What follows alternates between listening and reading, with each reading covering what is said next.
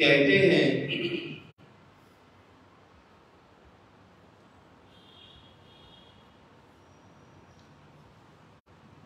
महाराजा भोज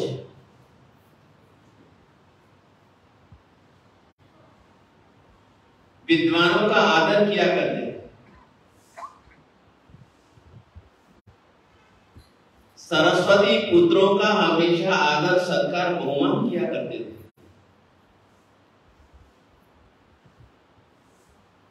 अपनी राज्य व्यवस्था की शोभा इसी में ही होती है। हर विद्वान व्यक्ति को बुलाना, आमंत्रित करना, सभा में उनका आदर सत्कार बहुमान करना और बड़े ध्यान पूर्वक उनकी बातें सुनना।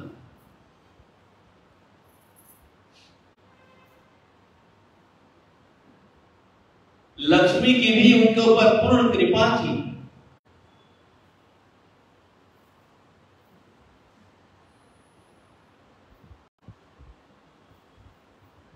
कंजूस नहीं थे, कृपण नहीं थे, कंजूस नहीं थे, कृपण नहीं थे।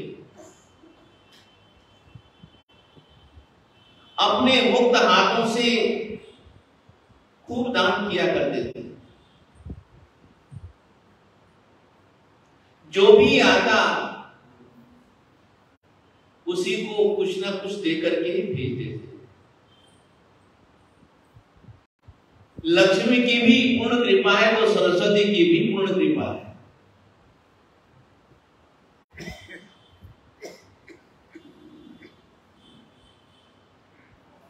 दुनिया में एक बहुत बड़ा सवाल खड़ा हो जाता है। दुनिया में एक बहुत बड़ा सवाल खड़ा हो जाता है।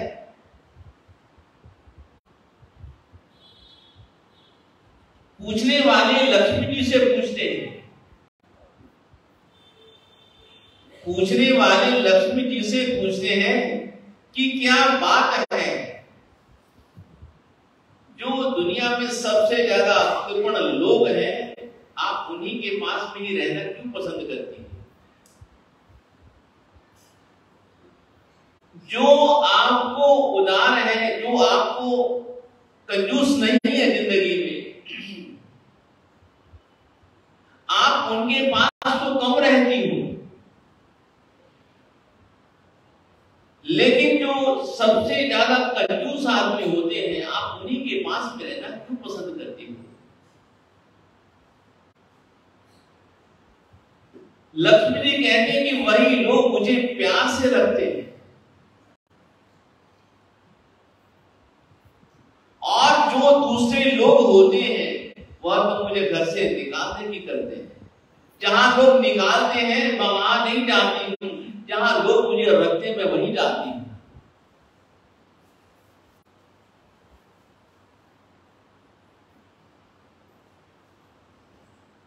तो कहते हैं कि महाराजा भोज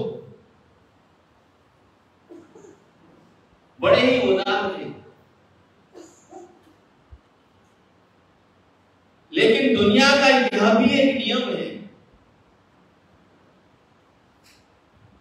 कि जो व्यक्ति उदार होते हैं वह तो इतना नहीं सोचते, लेकिन उनके जो निकटवर्ती होते हैं उनके मन में जरूर ख्याल आ जाता है।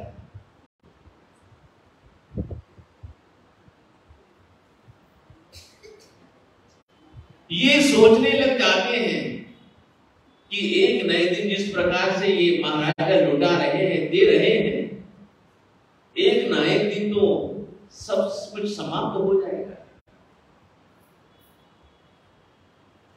लेकिन उसके पीछे भी राजा की ज्ञान दृष्टि है, उसके पीछे भी राजा की ज्ञान दृष्टि है, सम्यक दृष्टि है।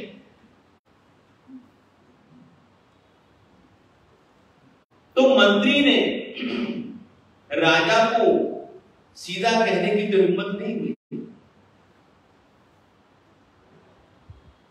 मंत्री राजा को सीधा नहीं कह सकता था, लेकिन उसने क्या दिमाग लगाया राज्य से राजा गुजरते थे वहां दीवार के ऊपर एक लाइन लिखी, आपदर्थे धनम रक्षेत। राजा ने जब वह लाइन पढ़ी, राजा समझ गया कि ये काम, ये शरारत मंत्री की है। आपत्ति के समय धन को बचा करके रखना चाहिए, आपत्ति के समय धन को बचा करके रखना चाहिए, धन को इस प्रकार से लुटाना नहीं चाहिए। यदि आप इसी प्रकार से, इसी तरह से धन को देते रहेंगे, देते रहेंगे, देते रहेंगे, तो एक दिन ये धन समाप्त हो जाएगा और जब कभी मुश्किलें आएंगी तो आपको बहुत मुश्किल आएगी। इसलिए राजन, आप इतना दान पुण्य मत किया करो। राजा को तो कुछ नहीं, लेकिन जो मंत्री होते हैं इनको थोड़ी सी ईर्ष्या भाव हो जाता है। जैसे मंत्री ने वहां लिख दिया और वहां राजा ने भी उसी के नीचे लिख दिया।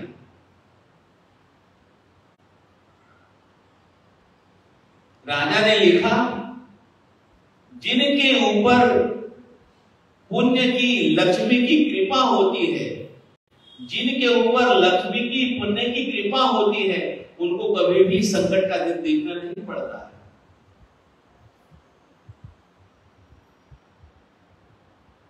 इसलिए मेरे पास में जो है उसको तो मैं जी भर करके लुटाऊंगा, क्योंकि अभी इन दिनों मेरे ऊपर लक्ष्मी की पूर्ण कृपा है।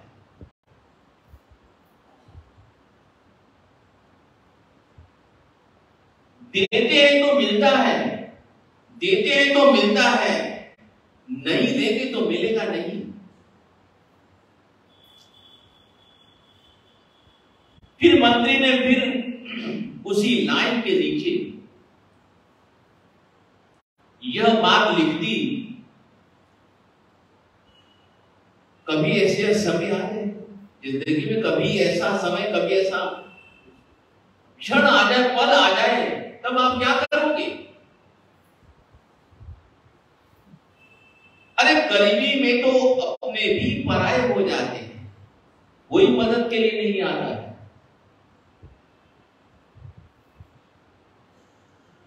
फिर उसके नीचे राजा ने लिख दिया कि यदि कभी हमारी जिंदगी में, किस्मत में ऐसा होगा तो जो संचय किया हुआ है वह भी खत्म हो जाएगा।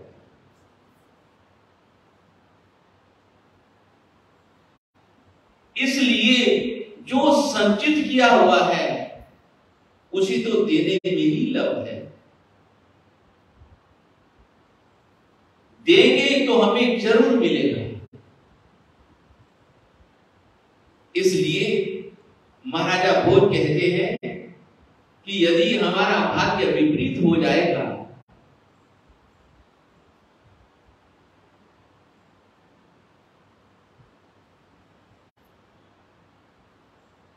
यदि हमारा भाग्य विपरीत हो भी जाता है तो जो भी इकट्ठा किया वह सब कुछ चला जाएगा, सब कुछ चला जाएगा। तो कवि कहते हैं, धन संचय भी बुरा नहीं, धन संचय भी बुरा नहीं, जो दे परहित दान, जो दे परहित दान, सुयश होय इस जगत में प्रभव सुख निधान। धन संचय करना, धन संचय करना कोई बुरा नहीं है। बुरा तब है जब आप इकट्ठा ही करते हो, संचय करते रहते हो। यदि आप इकट्ठा करने के बाद जिनको आवश्यकता उनको दे देते हो सत्कर्म में लगा देते हो तो वो बुरा नहीं कहा जाएगा, तो वह बुरा नहीं कहा जाएगा।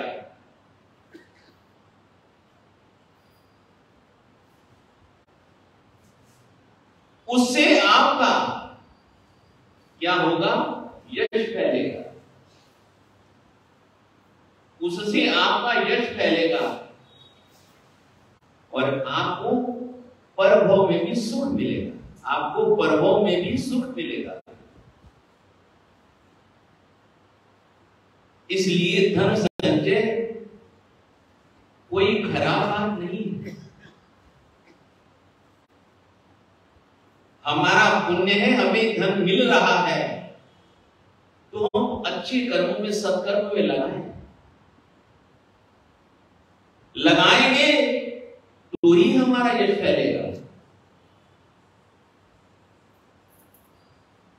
नहीं तो संचित किया हुआ भी विनष्ट हो जाएगा।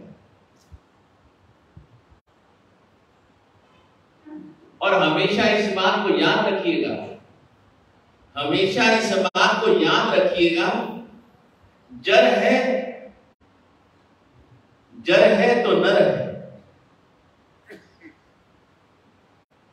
बड़ी सुंदर बात लिखी श्री विजय कुमार, जड़ है तो नर है, आगे क्या लिखते हैं? नहीं तो खंडहर है।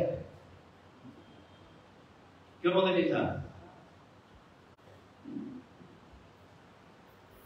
जड़ है तो नर है, जड़ है तो नर है, नहीं तो खंडहर है। लिखने वाले ने यही बात बड़ी मार्के के लिखी, बड़ी सुंदर लिखी। इसलिए हमेशा इन बातों को ख्याल रखेगा कि हमें सत्कर्म करते ही रहना है।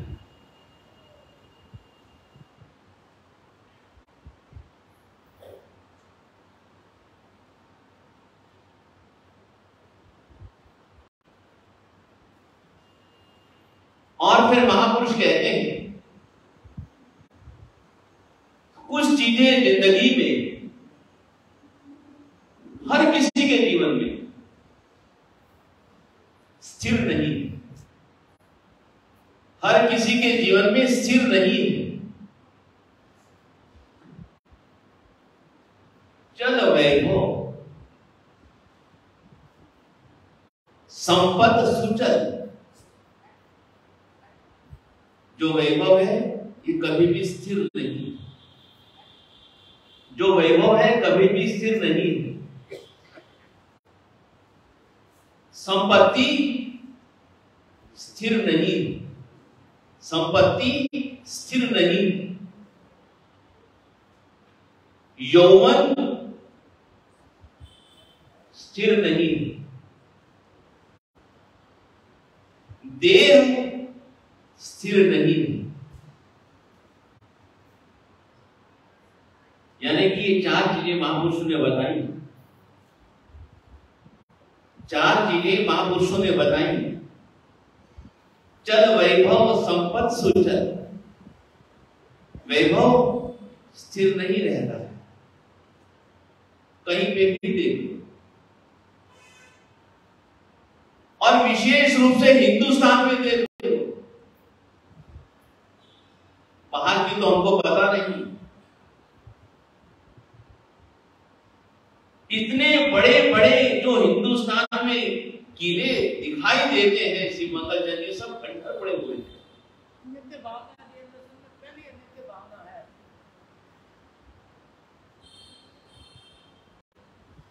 कोई भी चीज कहते कि नित्य नहीं है, सब चीजें अनित्य हैं।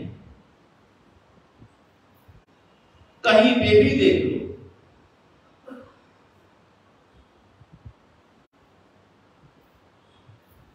कोई भी चीज स्थिर नहीं है, वैभव कोई स्थिर नहीं है।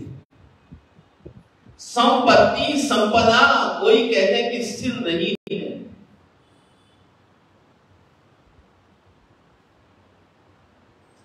उसके बाद में कहते हैं कि यौवन कहते हैं कि स्थिर नहीं है। ये देह भी स्थिर नहीं है।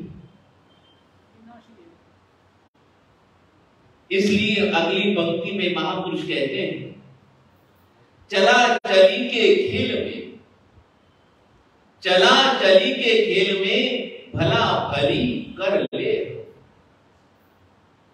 सब देखो, सब कोई आता है, कोई जाता है, कोई आता है, कोई जाता है, कोई आता है, कोई चले जाता है। कब आता है कब चले जाता है पता भी नहीं चलता।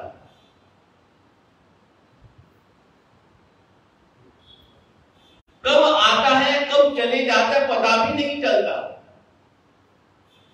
और कितनी दुखद घटना हो जाती है। पिता बैठा है, माता जी बैठी है, श्री मंगल जी जवान बेटे चले जाते हैं। ऐसी तो हम हालत देखते हैं।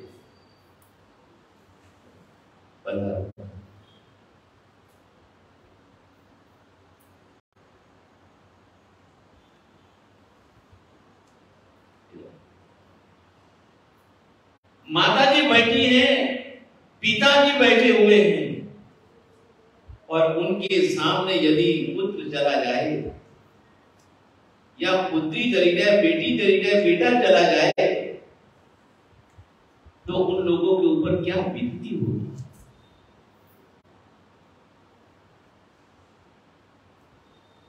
उनके मन में इस घटना को देख करके, अपनी आंखों से देख करके कितना दुख होता होगा।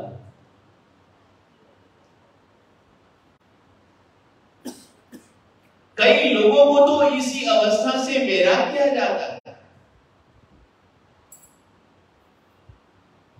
और कई लोग फिर भी संसार में रहते हैं। वैराग्य के लिए भी मन को मजबूत करना पड़ता है।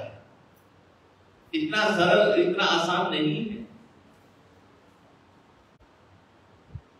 जब तक जीवन है तब तक संघर्ष है, चाहे कोई भी जीवन क्यों ना हो। लेकिन एक गुजराती के कवि ने बड़ी सुंदर बात लिखी थी। गुजराती भाषा में कवि ने बड़ी सुंदर बात लिखी थी, रचनाकार ने लिखी थी कि इसको क्या कहते हैं, इसको क्या कहते हैं, जवानी। क्या कहते हैं, जवानी। गुजराती में कोई गुजराती जानते होंगे अर्थ क्या होता है उसका, जवानी। रहमानी नहीं, जवानी। रहमानी नहीं, जवानी। उसी को तो जवानी कहते, जो रहने वाली नहीं है।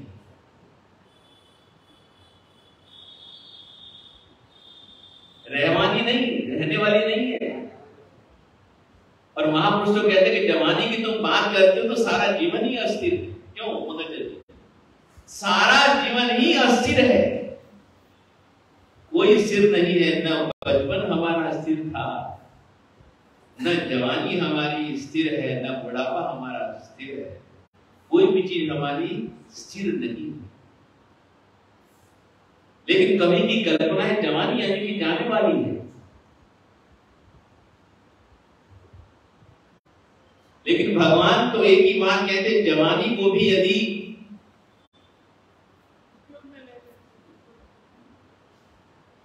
तो वह भी सार्थक हो जाती है। जवानी भी यदि धर्म के साथ में जुड़ जाती है तो वह भी सार्थक हो जाती है।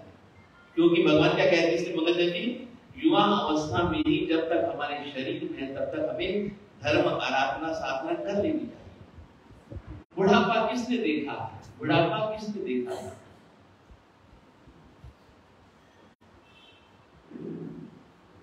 और ये तो सब कहते हैं कर्मों की लीला, यह तो सब कर्मों की लीला है।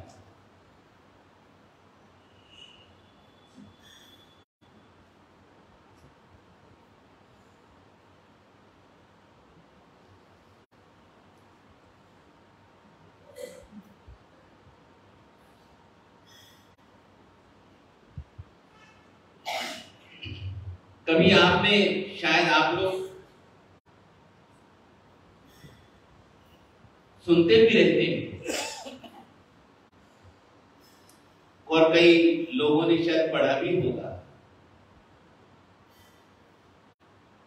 होगा, सुना भी होगा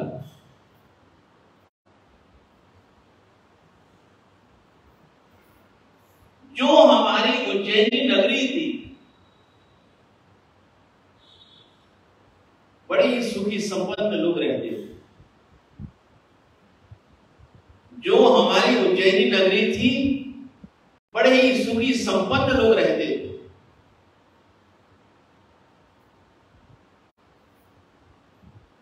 हमारे उपाध्याय जी महाराज जी ने उसके लिए लिखा है कि इतनी सुंदर नगरी थी जैसे कोई स्वर्ग की अलकापुरी हो, जैसे कोई स्वर्ग की अलकापुरी हो,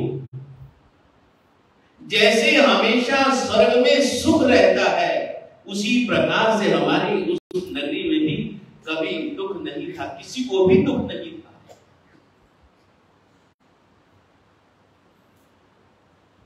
वहां के रहने वालों ने कभी भी अपनी जिंदगी में दुख नहीं देखा।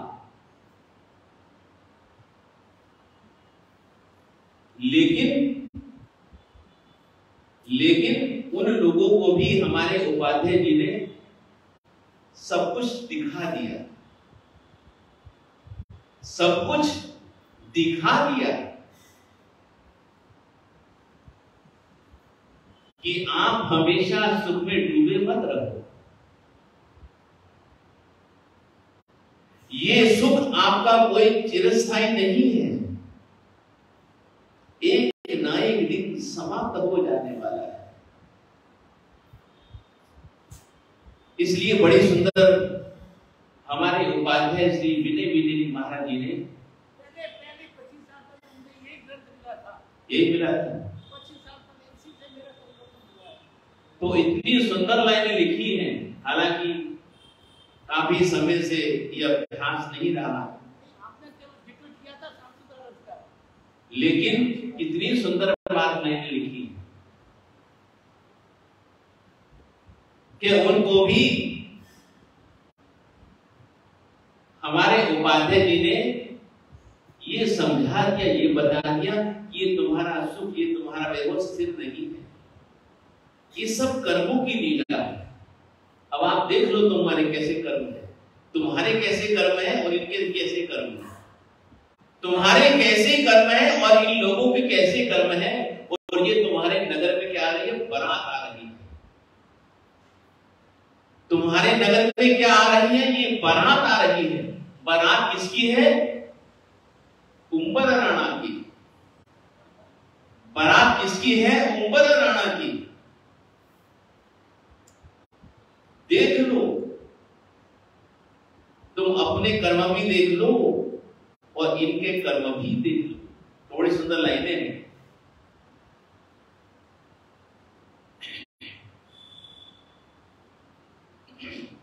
राणो उम्बर तीर समेरे, आव्यो नयरी माही। राणो उम्बर तीर समेरे, आव्यो नयरी माही। सकिता कारण सुपर्ण जिस्योरे, छात्र करे सिर छाई। चतुर नर कर्म तणी गति जोय, कर्म न छूटे कोय। चतुर नर कर्म तणी गति जोय।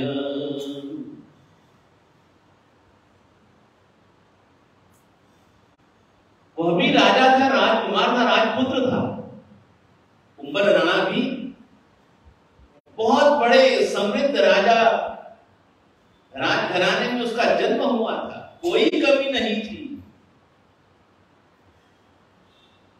आपने भी देखा होगा, हम भी देखते हैं, कोई कोई जीव का ऐसा पुण्य कर्म होता है कि उसके जन्म लेने से परिवार की उन्नति होती रहती है। क्यों बहुत अच्छा। कोई कोई आत्मा, कोई कोई जीव ऐसे होते हैं कि परिवार में जब उनका आना होता है, जन्म होता है, परिवार बढ़ता रहता है, उन्नति होती रहती है, फलता फूलता रहता है। और कभी ऐसे जीव हमारे घरों में आ जाते हैं, जो होता है सब कुछ चला जाता है। ये हालत किसकी है? उम्बर राणा की। क्यों मगर ये किसकी हालत है? सीधे उम्बर राणा की,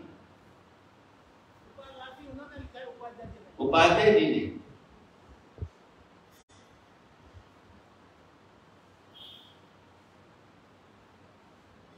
सब कुछ होते हुए भी सब चला गया, और होता क्या है? होता क्या है? दूसरा कोई कुछ नहीं करता, सब अपनी करते हैं। जो इंसान दूसरा कोई नहीं करता, घटना कहते दूसरा कोई नहीं करता, दूसरा कोई नहीं करता। कौन करते? सब अपने ही करते हैं।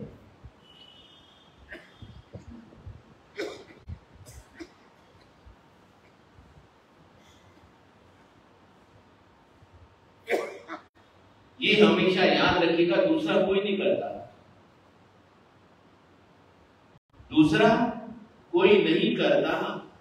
जो कुछ करते सब अपने ही करते हैं, अपने करते हैं और अपना मन करके करते हैं,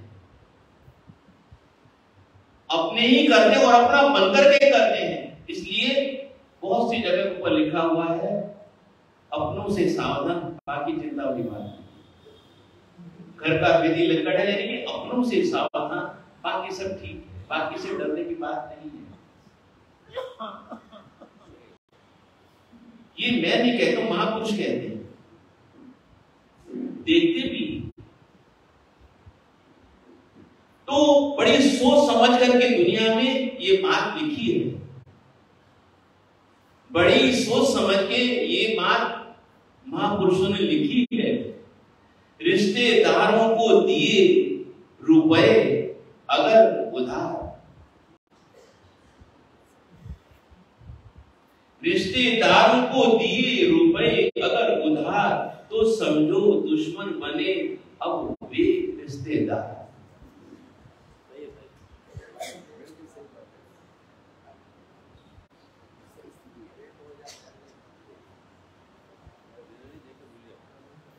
रिश्तेदारों को दिए रुपए अगर उधार, तो समझो दुश्मन बने वो वे रिश्तेदार।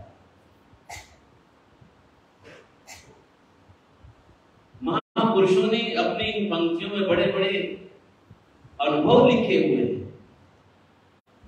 बड़े बड़े अनुभव लिखे हुए हैं।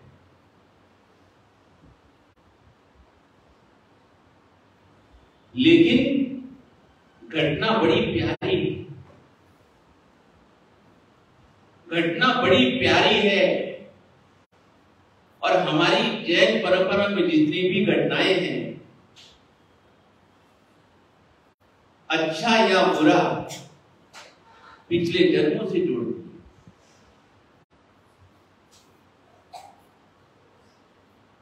और एक बात, जिससे रोग उत्पन्न होता है उसी से ही रोग का शमन होता है। जिससे रोग का उत्पन्न होता है, जिससे रोग उत्पन्न होता है उसी से ही रोग का शमन होता है।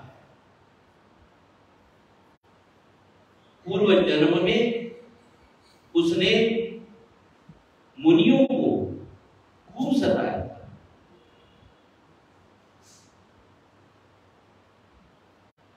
श्रीपाल के जीव ने पूर्व भाव में मुनियों को खूब सताया था।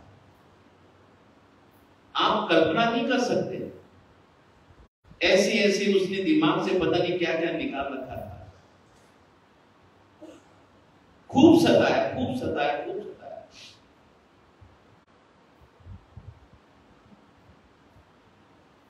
लेकिन उस भाव में भी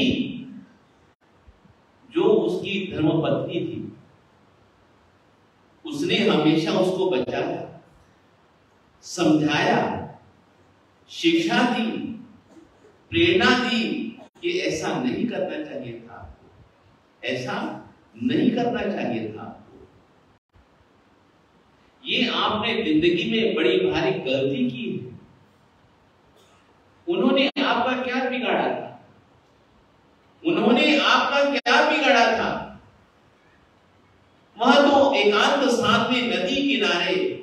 अपने ध्यानस्थ अवस्था में थे। आपके घर कोई खाना लेने के लिए नहीं आए थे, आपके घर कोई मांगने के लिए नहीं आए थे। आपने देख लिया और उनको धक्के दे दे करके नगर से बाहर निकाल दिया। ये आपकी इंसानियत नहीं, ये आपकी इंसानियत नहीं है राजन। आप ऐसा मत करो, आप ऐसा मत करो, आप ऐसा मत करो। तो यही बात है ना, आपके घर मांगने के लिए आए नहीं,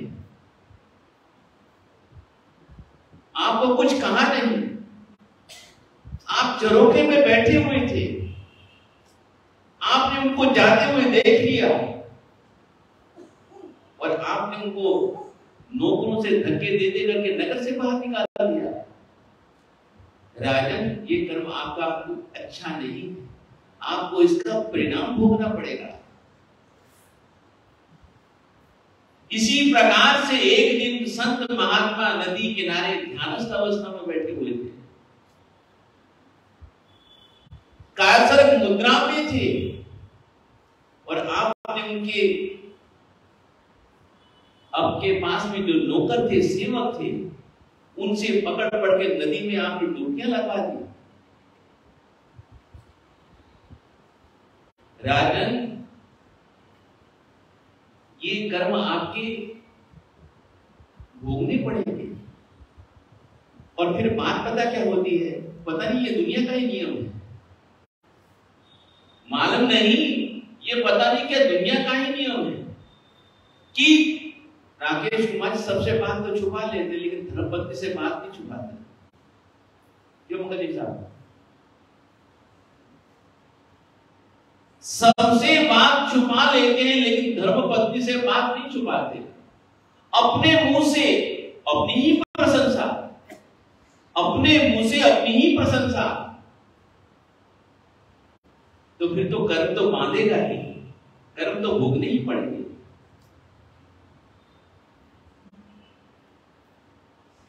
और उसी का ही कारण था, उसका राज्य भी चला गया।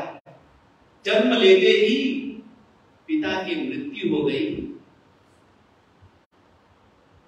प्राण बचाने के लिए उसकी मां ने अपनी गोद में उठा उठा करके, अभी तो चलने की पांव में शक्ति भी नहीं थी, फिर भी उसको उठा उठा करके राजा से उनको बचाया, प्राणों से बचाया, और तभी तो उसको रोग हो गया। सब कर्मों की लीला थी।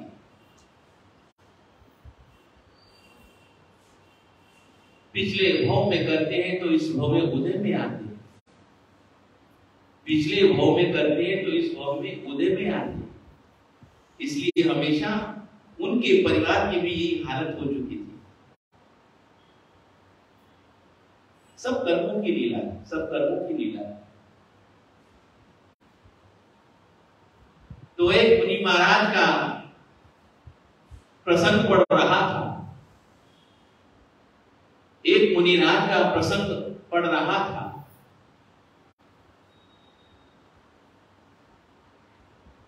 और उन्होंने लिखा, मेरे पास एक लखपति करोड़पति आदमी आया, आता था, कई बार आता था।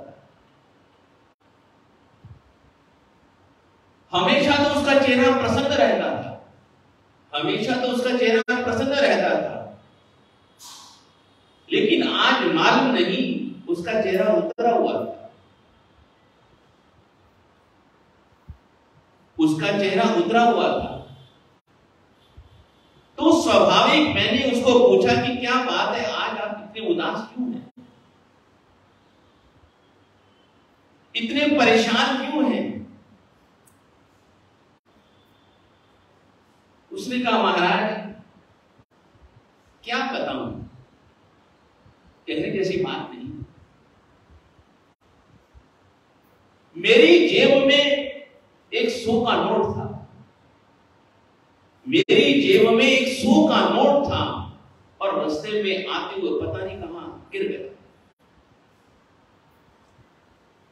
रास्ते में आते हुए मालूम नहीं कैसे वो गिर गया। मैंने बहुत ढूंढा, बहुत ढूंढा, बहुत ढूंढा, लेकिन वो 100 का नोट मुझे नहीं मिला। महाराज इतनी चिंता हो गई कि 100 का नोट गया तो गया कहां, 100 का नोट गया तो गया कहां, 100 का नोट गया तो गया। महाराज मुझे खाना नहीं खाया मैंने, मुझे रात भर नींद नहीं आई, मैंने खाना नहीं खाया ढंग से, मुझे रात भर नींद नहीं आई, यही सोचता रहा मेरा 100 का नोट कहां गया, कहां गया, कहां गया, 100 का नोट कहां गया। महाराज ने कहा कि अरे भले आदमी, तू लखपति आदमी है, करोड़पति आदमी है, 100 रुपए यदि चला भी गया तो तुझे क्या फर्क पड़ता। उसने कहा महाराज की एक बात है, जब आय होती है तो महाराज वो तो अच्छी लगती है, जब आय होती है श्री अनिल कुमार जी वह तो अच्छी लगती है, जब व्यय होता है ना तो जीव दुख पाता है। जब आय होती है तो अच्छा लगता है, मुरझाया चेहरा भी खिलखिला जाता है, और जब श्री जगदीश जी व्यय होता है ना तो 100 रुपए भी बड़े दुख दे जाते हैं। जो मेरी कुमार जी, जब व्यय होता है ना तो 100 रुपए भी बड़े दुख दे जाते हैं। लेकिन लिखने वाले ने लिखा ये सुख और दुख हमारे मन की कल्पनाएं, लेकिन एक हमारे उपाध्याय जी की पंक्ति याद रखेगा, चतुर नर कर्म तनि गति जोया,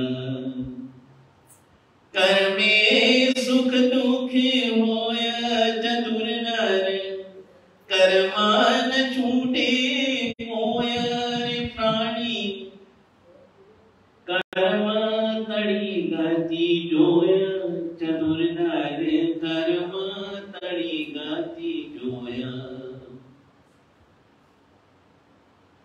इस माध्यम से महापुरुष हमें कर्मों के महत्व को समझा रहे,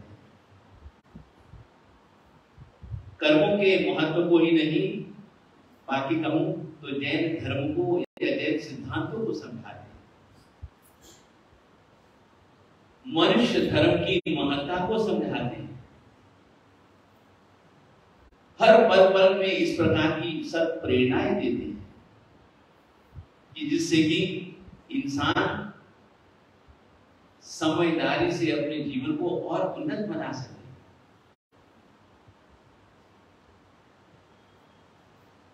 फिर वापस वही बात आ जाती है,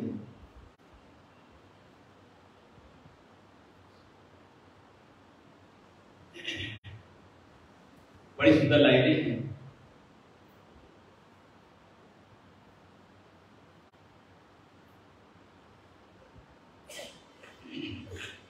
कर्मों की सारी माया है, कोई सुखी बना कोई दुखी बना, कोई सुखी बना कोई दुखी बना, कर्मों की सारी माया है, कोई सुखी बना कोई दुखी बना, कोई सुखी बना कोई दुखी बना, बोया जो सो ही पाया है, बोया जो सो ही पाया है, कोई सुखी बना कोई दुखी बना, कोई सुखी बना कोई दुखी। एक बार फिर से बोले, एक बार सब मिलकर बोलिए, कर्मों की सारी माया